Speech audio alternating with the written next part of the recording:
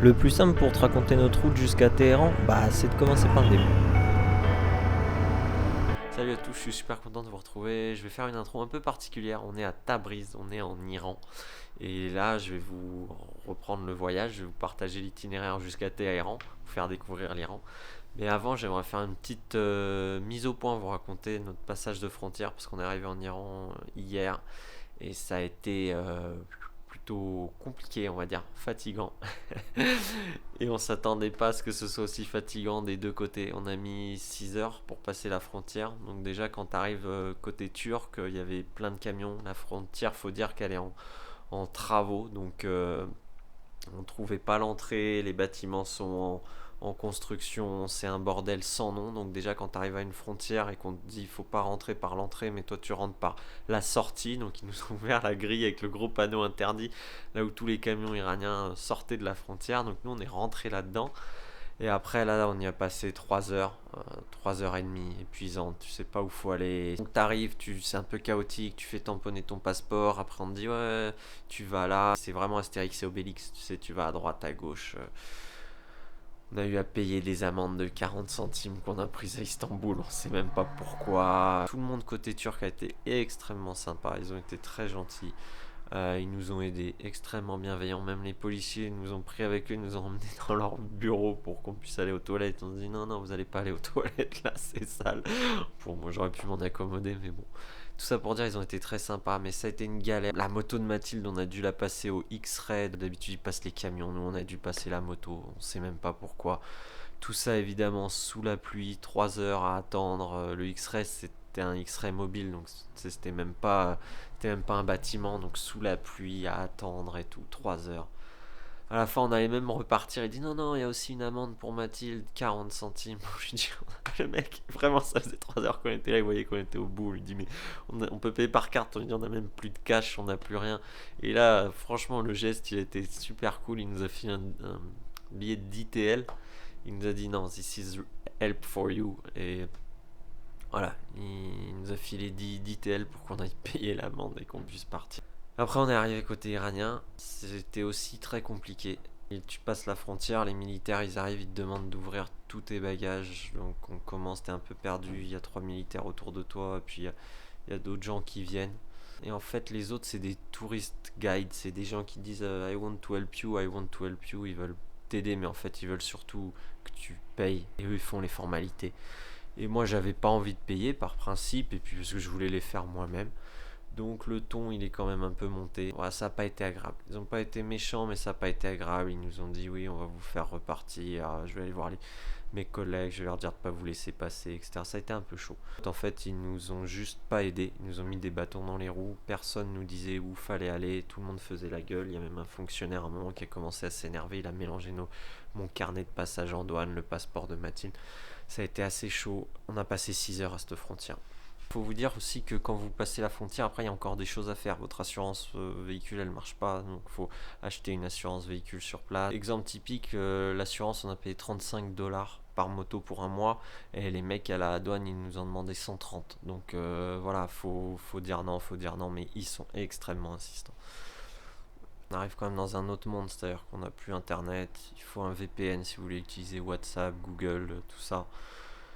Votre carte bleue elle marche plus parce que vous pouvez pas retirer, vous pouvez pas payer avec, donc faut forcément arriver avec des dollars, faut aller faire du change. On a accumulé de malchance, pas de malchance, je veux dire c'est pas de malchance, mais on est arrivé, on est au milieu du ramadan et c'est le nouvel an iranien, donc tout est fermé pendant 5 jours. On peut pas acheter de puce téléphonique, on peut pas aller dans une banque, plein de magasins fermés, donc on est arrivé, j'avoue la perte de repère elle est un peu costaud. On a passé la frontière, on était exténués, on était trempés, on était fatigués parce que ça demande beaucoup d'énergie. Et à un moment, on veut juste se poser pour boire un café, donc évidemment, on a un peu de mal à en trouver un. Puis moi, on arrive dans un café, et puis on lui dit, le mec, je dis, est-ce qu'on peut payer en dollars, ou est-ce qu'on peut faire du change et tout. Puis je pense qu'ils ont vu notre tête dépitée, et on a passé un super moment. Et là, juste on a trouvé refuge dans un café où ils nous ont offert le cappuccino à manger et tout, et ils sont vraiment super sympas, et c'est incroyable. C'est notre premier contact avec l'Iran, et ça se passe vraiment bien. Ouais, voilà. Hello. Hello.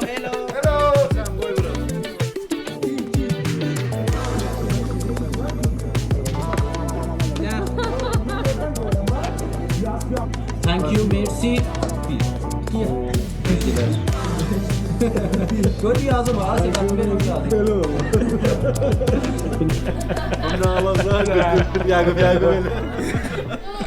voilà, c'était juste pour vous faire une petite mise au point et vous dire que j'avais hâte de vous faire partager l'Iran, mais qu'il y a eu une petite période de 24 heures où il a fallu qu'on reprenne un peu pied avec les difficultés de la frontière, le nouvel an iranien qui est top, et le ramadan, et puis la monnaie et tout. Donc voilà. Allez, on s'en va, on prend la route. Direction Téhéran. Alors ouais, c'est vrai qu'ici les gens ils klaxonnent, mais c'est pas pour t'engueuler, c'est de la bienveillance. Ils sont plutôt contents de te voir en moto. C'est plutôt un salut. Alors je sais pas s'il va y avoir grand monde aujourd'hui sur la route parce que c'est le nouvel an iranien aujourd'hui. C'était ce matin à 6h du mat. Ils sont tous en vacances, tout est fermé. Il n'y a qu'à voir, il n'y a rien ouvert, personne dans les rues, pas beaucoup de trafic. Et voilà, c'est vraiment comme si on était le 1er janvier pour nous. Ouais, ça klaxonne.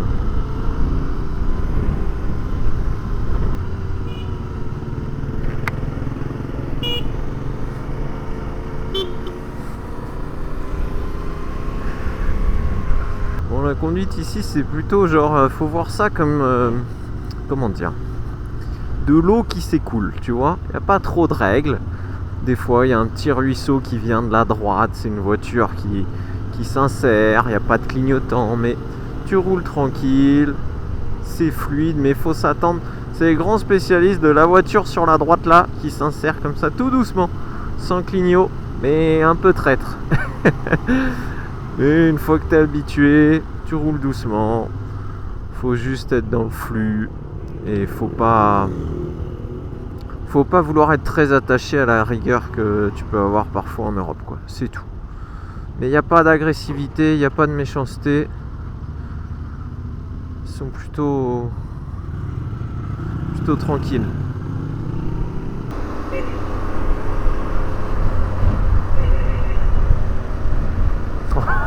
Oh le ouf. Allez mec, faut pas s'offusquer hein. Faut pas s'offusquer. Allez, on va s'arrêter à une station essence, premier plein en Iran. Bon, on va voir, je sais pas combien ça va nous coûter. Ça va être le moment de suspense. Je vous mettrai une petite musique de tension peut-être.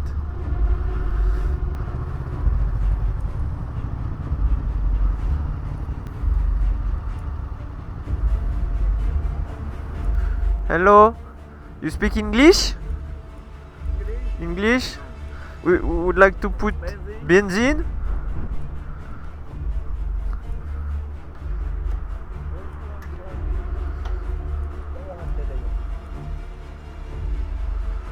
Non, je rigole, la situation n'a rien de stressante, surtout quand.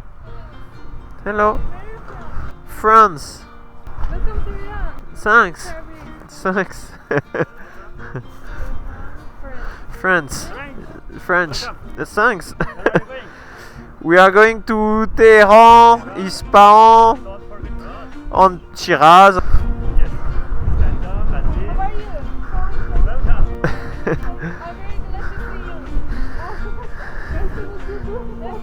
you. Au bout d'un moment, il y a même le patron de la station qui fait son curieux. Nice to meet you. France, French. Téhéran, Ispahan, Shiraz, exactly. Pendant qu'il finit de faire le plein, je vais t'expliquer un truc. 1 euro, c'est 600 000 rials. Et comme si c'était pas assez compliqué, eux ils parlent en toman. C'est-à-dire que t'enlèves un zéro. What's the price?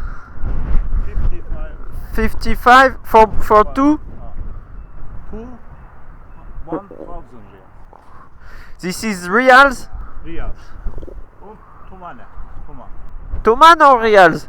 0 riyal. One more zero. Yeah. One. Money. Yes, I will give you. Ah, she got the money. No, but she got the money. Oh. She got the money. Mathilde! À ce moment-là, j'accours voir Mathilde qui discute tranquillement avec sa nouvelle copine. Donne-moi le porte-monnaie! Oh, thanks, merci. Oh.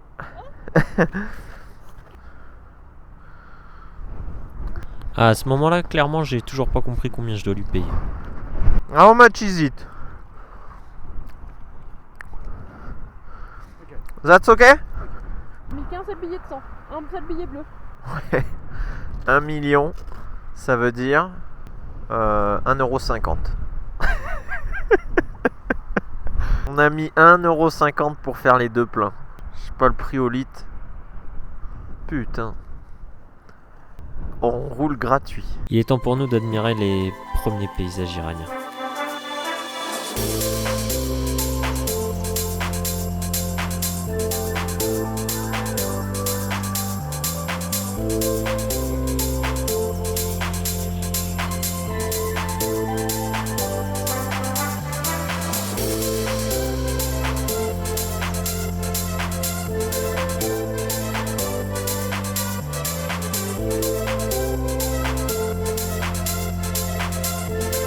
Jusque-là, tout se passait bien quand soudain on se retrouve à l'arrêt. Bon, scène un peu incroyable. On vient de se faire arrêter au bord de la route. C'est marrant, mais comment tu voulais que je récupère ça en roulant? Bah, fallait t'arrêter, t'avais pas le choix. Putain, incroyable. On vient de se faire arrêter par des gens sur la bande d'arrêt d'urgence de l'autoroute. Putain, ils roulent comme des dingues. Ils nous ont serré à droite pour nous arrêter, nous donner des boissons et à manger. Ouah, c'était chaud, c'était chaud. C'est bon? T'as pas eu trop peur? Non, en fait, tu sais, je voyais pas comment j'allais choper la bouteille et je roulais en même temps. Ah bah là... Non mais fallait t'arrêter. Bon, on y va parce qu'ils roulent là. Hein. Ouais, c'est dangereux. Ouais, on s'arrête à 1h, on va manger un truc. C'était chaud, chaud là, on repart à nous coller et nous rabattre sur le rail là où on est. Et ils ont ouvert leurs fenêtres et ils nous tendaient des boissons là, ce que j'ai rangé dans mes sacoches là par la fenêtre. Mais t'imagines une voiture là qui tend une... Putain, on est sur une voie rapide. Moi j'ai cru qu'on se faisait arrêter par les flics ou je sais pas. Non, ils nous filent du coca. On arrive donc sur une aire d'autoroute pour manger un bout. Au début, les gens nous regardent de loin, avec énormément de curiosité, mais gardent une certaine distance. C'est uniquement lorsqu'une personne vient nous parler que tout le monde s'approche. Regarde, je ne vais même pas accélérer la scène.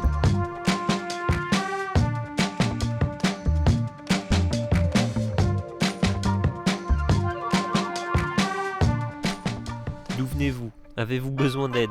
Vous êtes vraiment venu de si loin en moto? C'est toujours les mêmes questions, avec un grand mélange d'étonnement, de curiosité et énormément de bienveillance. Welcome to Iran, voilà ce que tous nous disent. J'ai à peine le temps de boire de l'eau qu'une voiture arrive et se gare juste à côté de nous. La fenêtre se baisse et je retrouve les mêmes questions. D'où venez-vous? Est-ce que vous avez besoin d'aide? Moi, bien éduqué, je remercie, je dis que tout va bien, que j'ai besoin de rien. Les Iraniens, ils insistent et finissent quand même par nous offrir 2 belles oranges. À ce moment-là, je sens que la dame, elle hésite, elle ose pas. Puis finalement, elle regarde Mathilde et se lance. Can I take a picture? C'est là vraiment que je commence à comprendre qu'on passe pour des extraterrestres. Si moi je viens de Mars, alors Mathilde, elle vient de Jupiter, une femme à moto. D'ailleurs, regarde avec qui elle prend un selfie, la dame. Je ne voyage absolument pas avec une star, mais je prends conscience de ce qu'elle peut représenter. Une femme venue de si loin à moto découvrir le monde, oui, il va falloir s'y faire. Même si moi je ne fais pas de distinction de sexe, il y a des gens pour qui ça paraît totalement fou.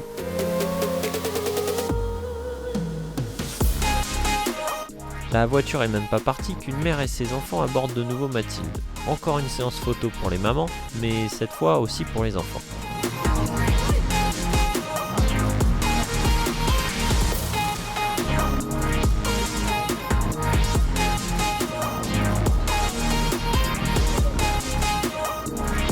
On mange un bout, puis une autre voiture vient nous voir. D'où venez-vous? Avez-vous besoin de quelque chose? Moi aussi, cette fois j'ai le droit à mon selfie. Mais je ne peux m'empêcher de regarder ce qui se passe autour de la CB500. Cela me fascine.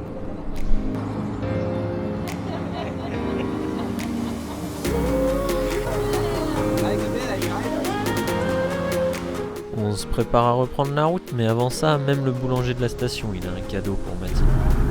J'ai eu un bout de pain en forme de cœur. C'est cool. Là,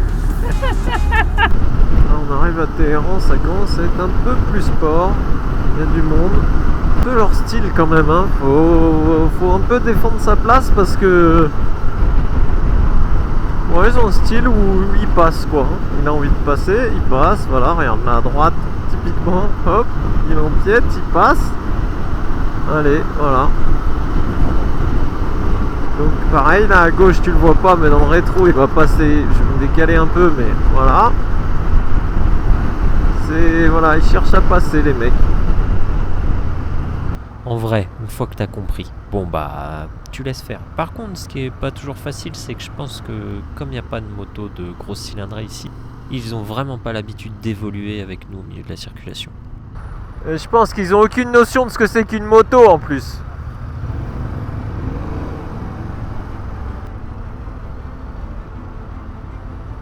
Le pire, c'est quand la circulation se fluidifie. Alors là, je te raconte même pas. Droite, gauche, ça passe partout. Regarde cette séquence. On se croirait sur la grille de départ d'une course de Formule 1.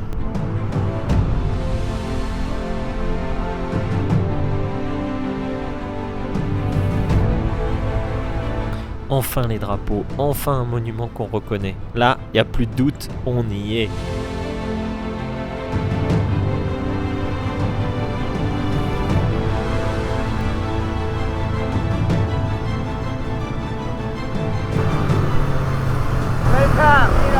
Thanks. On a même le droit à un petit welcome to Iran en moto. C'est un pays d'une richesse, le peu que j'en ai vu en tout cas, mais dans les interactions immenses. J'avoue, c'est assez déstabilisant comme pays, l'Iran. Assez déstabilisant. Et en plus, ça va vraiment, il y a plein de choses qui vont à l'encontre de ce que nous dit entre guillemets indirectement, ou l'image qu'on s'en fait, que ce soit par ce qu'on entend, ce que les gens nous disent, ah tu vas en Iran, ah ceci, ah cela. Moi j'essaye de m'en détacher, mais quand même je trouve qu'il y a un tel décalage. Hi. Are you okay? Perfect. France.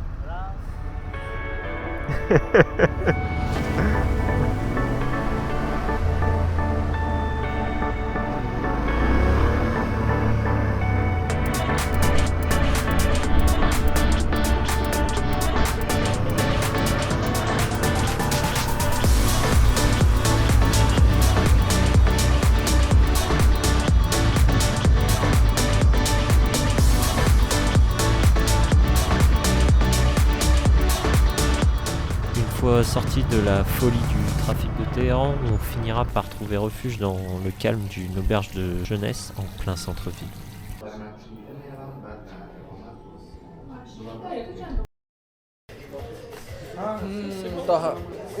Mbappé.